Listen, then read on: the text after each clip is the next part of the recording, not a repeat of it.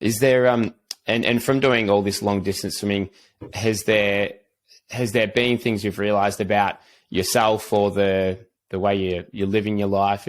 Anything that you've sort of realized from doing this open water swimming, and that you've changed how you approach life, or perhaps what you do on a day-to-day basis? Yes, definitely. I think each time I do such a long swim, it changes me completely as a person. You know, you come out with new lessons, new teachings, and new understandings of yourself, and new ideas that you kind of take into your daily life. For example, I really there was a point where it was about midway through the swim, I was really feeling my shoulders really tired, and I started dwelling in these thoughts. I'm like, oh, I'm not even halfway there. How are my shoulders already hurting me? How is this possible?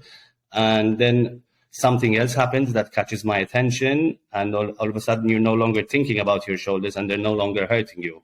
So what if we can take that into our daily routine of how powerful is our mind, where we get stuck on certain things and make that thing a bigger thing. When we just kind of try and move on from it, then it kind of disappears and it's a non-issue.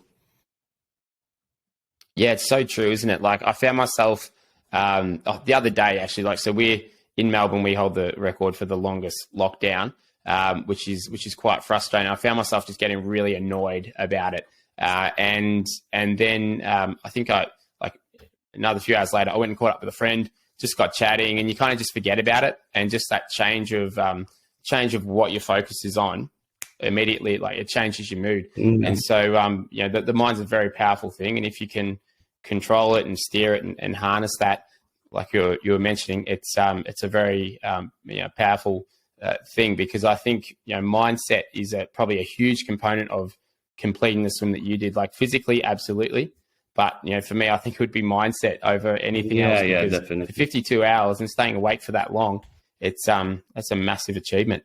Yeah. No, it makes such a big difference. And also then kind of playing around with other things, through the training and everything, I got stung hundreds of times by jellyfish. And then it's always these jellyfish, and then I kind of started thinking, so when these jellyfish come into contact with me, they release all the energy that they have into me.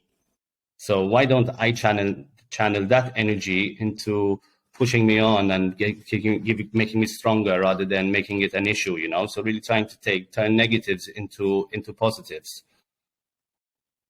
I like that approach. We've there's a lot of jellyfish in the bay here in Melbourne at the moment, and a couple of friends have posted about it.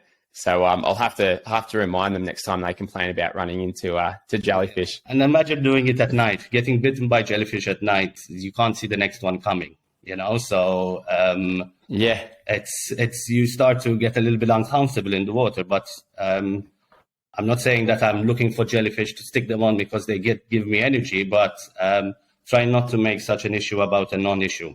Okay, they hurt, yes, kind of get over it, move on.